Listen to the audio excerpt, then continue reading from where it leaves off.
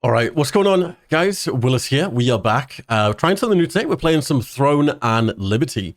In this video, I wanted to bring you probably one of the builds I'm, currently having the most fun with, and I think probably is one of the strongest in the game, for like single target damage. Before we jump into the video as well, if you guys are new to the channel, I am giving away a ultimate pack for this game. Now, obviously, early access is over, so other than that, you basically get a bunch of cool skins. If you want to enter, just like the video, leave a comment, and make sure to subscribe. That's it. There will be timestamps in this video if you want to go to any specific thing for the build I'm about to show. Yeah, with that being said, let's jump into it. So the build I'm focusing on in this video is actually a Dagger and Greatsword build. And I think, yeah, this is probably like S tier currently for the top builds in the game. It's super strong in PvP and it is extremely powerful in PvE. So I guess starting off, let's just take a look at my character. I've been playing the early access quite a bit, grinding through the dungeons, obviously going through, grabbing the loot, all that good stuff. And I've just sort of settled on this, I want to say like a mid-game build. It's not quite end game because I'm still wearing greens and blues. And trust me, you will be wearing greens and blues for a very long time. So you've just finished the campaign and this is pretty much what you're looking like. Bar, I guess, the few purples which I've just recently collected over the past 2 days. So I guess starting off, obviously you want to get loot. You want to get the correct gear. So what gear do you need? Now, obviously you won't be able to just go straight and get these weapons. Maybe you will. Maybe you have like a sick guild that's just going to carry you through. You're just an MMO god and yeah, you can just go for purple straight away. But the majority of players won't be able to get purple straight away. You will need to farm up a full set of greens and blues. It's just the way the game works. So starting off, you obviously want to prioritize your weapons. In this case, we're using daggers and greatsword. You want to make these both blue before you, attempt to get them purple. So the greatsword we're going to be using is called the Broadsword of Resistance. And the daggers, we're going to be using the Daggers of Resistance. Now, both of these are actually obtained from the main story quest. You get to pick which one you want in the story. Just play through the story and you can get one. Now, if you want to get the opposite one, you come over to your lithograph book here, as you can see, this thing right here.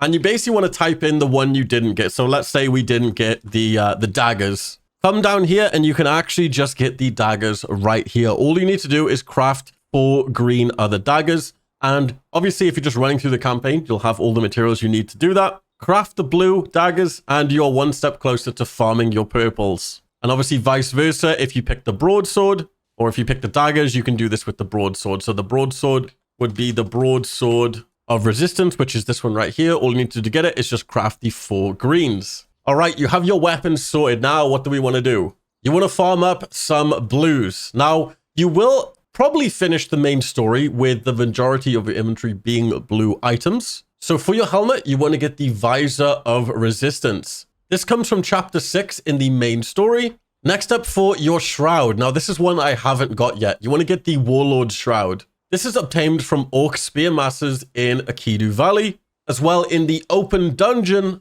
Silas Abyss, on the 3rd and 4th floor. I'm still farming this myself. And then for your gauntlets, you need the Gloom Guard Gauntlets. These are actually obtained from the Death Abyss co-op dungeon or the Cave of Desperation co-op dungeon. And then finishing up with the chest piece I'm still using to this day is the Heroic Armor of Resistance. And this is obtained from finishing chapter 10 in the main story. Next, you want to get the Trousers of Resistance, which is actually from chapter 8 in the main story. And then finishing up, you want the Glade Stalker Boots. This is obtained from chapter 9 in the main story. And then if you want an easy blue ring, which is probably one of the easiest things you can actually get, it's called the Violent Signet. Come over to your lithograph book, type in Violent Signet, and all you can do, as you can see, is craft the 4 different green rings, and you can get a free blue ring. This is probably what you want to do first, as it'll give you a huge buff to your attack speed and your dexterity.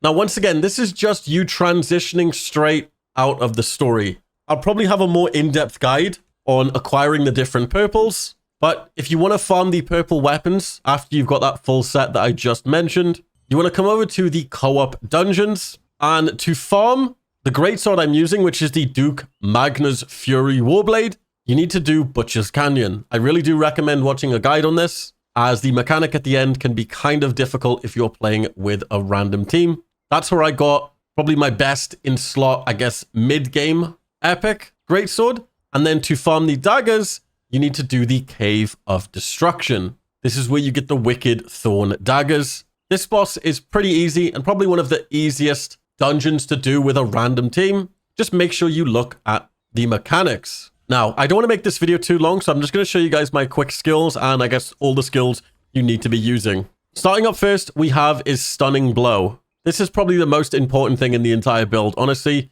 it basically just stuns the enemy. So what you want to add to this is the cooldown reduction. This will decrease the cooldowns by 15% as well. You want to use the damage increase. When this is used, your skill damage boost is 150 for the next skill.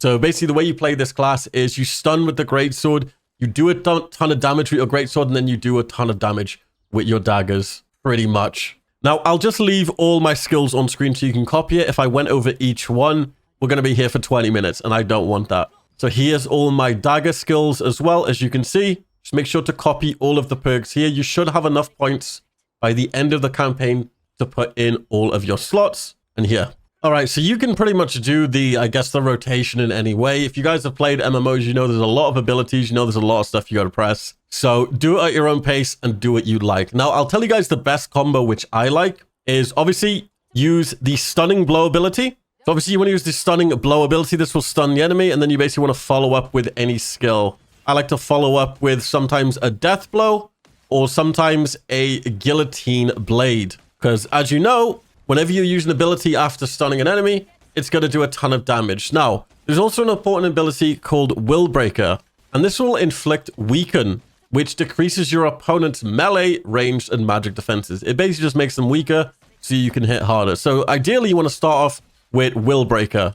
This will make them weaker, follow up with like a stun, and then you want to do the big damage from your Death Blow. Now, once you reach level 50, you will have a ability called Guillotine Blade. This is probably your #1 source of damage.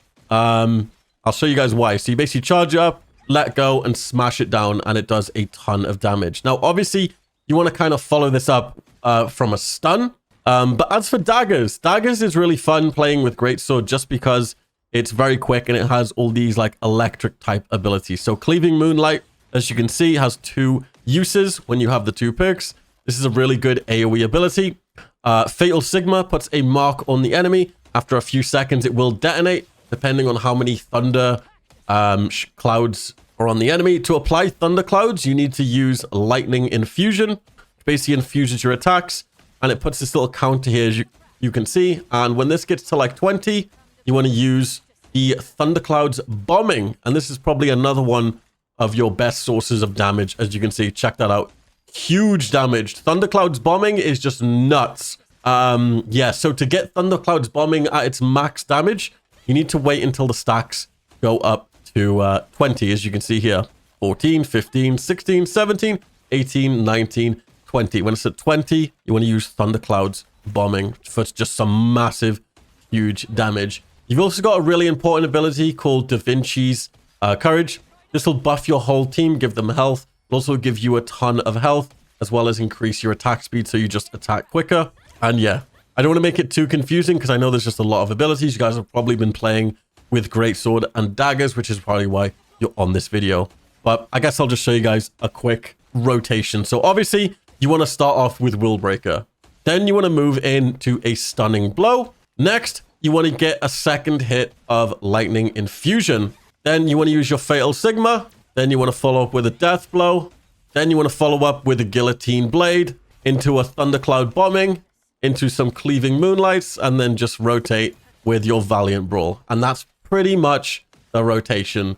Always make sure to keep your Da Vinci's Courage up. You kind of want to start with the buffing abilities here, as you can see, like Frost Courage, just get the ground cold, and we go again. So, Will Breaker into Stunning Blow, into Lightning Infusion twice, Fatal Sigma, I'm just clicking to show you guys, by the way, into Death Blow, and into a Guillotine Blade, Thundercloud Bombing, and just Cleaving Moonlights and Valiant Brawls. Now, I basically just did this super quick. I clicked them to show you guys what the sort of rotation is, but that's pretty much it. Now, you do have stuff like Thunder Spirit, which is good for like AoE. A lot of the dagger abilities do help you in AoE stuff. So if you're looking to AoE, Frost Cleaving, Thunder Spirit, and Cleaving Moonlight is probably your best bet. As for allocations in your stats, you want to obviously get your first goal, I guess, is your strength to 50 and obviously match your dexterity as well. And yeah, pretty much, yeah, don't worry too much about wisdom and perception until you do get a few more. But yeah, ideally you want 60 strength, 60 dexterity, 40 perception, and then maybe like 29 to 30 wisdom is probably what you're going to end up on. Now, I just want to finish off as well. Just take a look at the skills, like mainly what you should be upgrading first. So the main thing you want to upgrade first is Valiant Brawl. This is the ability you're probably going to be pressing the most. Then you want to upgrade is Cleaving Moonlight. Next, you do want to focus on Thundercloud's Bombing. Then after that, you want to do Death's Blow, then Frost Cleaving. And yeah, from there you can go what you want. But yeah, honestly, once again, the most important thing would probably be Valiant Brawl because you are going to be pressing this ability the most. Most people would say to just go for Death Blow and stuff, but upgrade something you're going to be using the most and you'll just do more damage. As for the passives, this is what I'm using here for the passives, so make sure to match those. The Greatsword path is you want to go down the bottom tree, and then you want to go through the middle tree. Same for the daggers, go down the bottom tree, then just go through the middle tree. The block you want to be using is actually for the daggers. Now, when you block with the daggers, you become stealth for 3 seconds. It's pretty nuts. As well, you do get a bunch of mana back, and the first attack that you do when you come out of stealth is a critical hit. So yeah, pretty nuts. But yeah, just wanted to make this, I want to say a quick video, but it's probably 20 minutes long by now. I didn't want to make it too long. I know there's a lot of people going to be playing today, but if you see this build, be sure to leave a like, leave a comment, make sure to subscribe, and yeah, you could win yourself a Ultimate Edition of Throne and Liberty. I'll be picking the winners in my Discord, so make sure you've come and joined the Discord. We're probably going to open up the Throne and Liberty channel today. I do want to start my own guild at some point if we do get enough people in, so we shall see. Anyway, I'll see you guys in my next video. Let me know what you want to see next, and peace.